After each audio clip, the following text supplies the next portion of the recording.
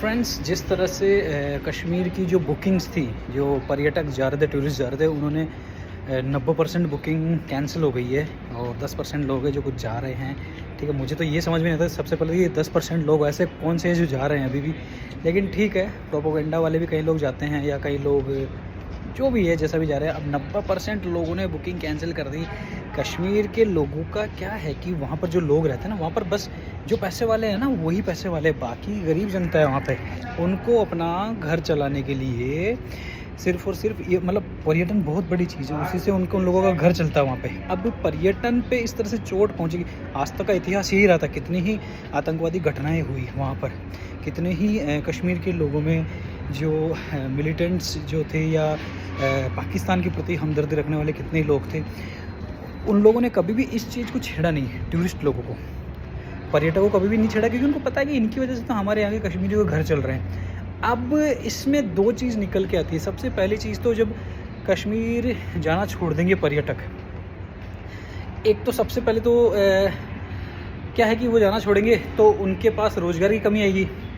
रोज़गार की कमी आएगी तो अब इसके आगे दो रास्ते निकलते हैं। या तो वो लोग उन आतंकवादियों या पाकिस्तानियों की बातों में आएंगे पत्थरबाजी के लिए, 500 रुपये देके जिस तरह पत्थरबाजी करवाई जाती है, गलत गतिविधियों में शामिल होंगे अपना पैसा कमाने के लिए, जिसके चांसेस बहुत कम है क्योंकि धारा 370 हट चुकी है। वहाँ पर इंडियन आर्मी मानो, मिलिट्री मानो या जो भी एजेंसीज़ है वो काफ़ी सक्रिय है, तो वो चीज़ें तो दोबारा होने से रही पहली बात। अब इसमें ये ज़रूर हो सकता है कि वहाँ के लोगों को अगर रोज़गार चाहिए तो जो इंडस्ट्रियलिस्ट लोग हैं इंडिया के, वो वहाँ पर ज़मीनें खरीद के अपने बिज़नेस सेटअप करें।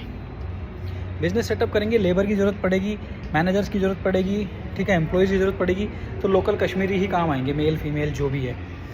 तो अब ये एक नया मोड़ ले सकती है, जिस तरह से अब आप देख ही ना यार, लक्षद्वीप और मालदीव वाला जो पंगा हुआ था, मालदीव्स वालों ने एंटी इंडिया स्टैंड अपनाया, तो मोदी जी ने कहा कि ठीक है वहाँ मत जाइए, अपने पास ही ऐसे आइलैंड्स अवेलेबल है वहाँ जाइए। तो वहाँ की इकोनॉमी ख़राब हो गई। बाद में वो फिर उन्होंने अपना लचीला रूप अपनाया, बाद में वापस मिले इंडिया वालों से, इंडियन डेलीगेशन से, सारी चीज़ें उन्होंने वापस ट्रैक पे लाने की कोशिश करी और ट्रैक पे लाए भी।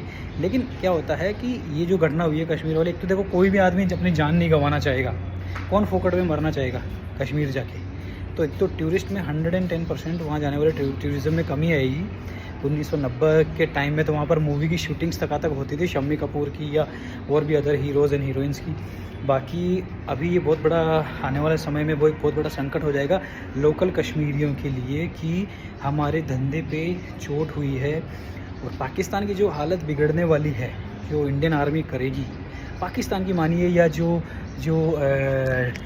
टेररिज्म का जो नेटवर्क है, चाहे वो लोकल नेटवर्क मानो या उनके आका जो पाकिस्तान बैठे हैं या पाक ऑक्यूपाइड कश्मीर में बैठे हैं, उनके साथ जो होगा इस बार, नरेंद्र मोदी ने साहब बोला है कि उनकी कल्पना से भी बाहर है। मतलब उन्होंने इमेजिन भी नहीं किया होगा कि ऐसा इंडियन आर्मी कर सकती है, ऐसा कुछ होने वाला है। अभी कल रात को आपने देखा होगा कि जो टेररिस्ट थे जिन्होंने भी लोगों को मारा, उनमें से एक जने का रात को घर बम से उड़ा दिया गया है। रात का जो बम से उड़ाया गया वो भी वीडियो आया है, और सुबह बम से उड़ाने के बाद उसके घर की जो हालत है वो भी वीडियोज़ में या फ़ोटोज़ में आ रही है। तो ये तो जस्ट एक शुरुआत है। और जो वाटर ट्रीटी सस्पेंड की गई है, तो उसके बाद में एक वीडियो आया है एक डैम का जहाँ पर पानी को रोक दिया गया है। खैर इसकी मैं पुष्टि नहीं करता ये किस हद तक सही है, बाकी अगर ऐसा हुआ है तो ये शुरुआत है। और उधर पाकिस्तान ने जैसा शुरू से कहता है कि it will be a war against Pakistan if India suspends Indus water treaty. अगर सिंधु जल समझौते को भारत रिजेक्ट करता है या सस्पेंड करता है या उसकी शर्तों का पालन नहीं करता है, तो ये पाकिस्तान के खिलाफ वॉर जैसी सिचुएशन होगी। भारत के जंगी बेड़े जो हैं, फाइटर प्लेन्स जो हैं, वो टेस्टिंग चल रही है उनकी। INS विक्रांत को समुद्र में उतार दिया गया है। पाकिस्तान के पास तो ऐसी कोई सुविधा है ही नहीं, ठीक है, समुद्री जंगी बेड़े जो होते हैं।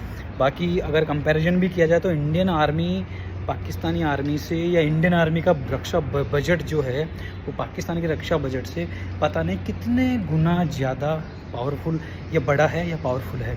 तो बने रहिए दोस्तों, मैं इसके बारे में बताता रहूँगा आपको, और इंतज़ार है उस दिन का जब इंडियन आर्मी पाकिस्तान की क्या बैंड बजाएगी। Let's see, keep watching.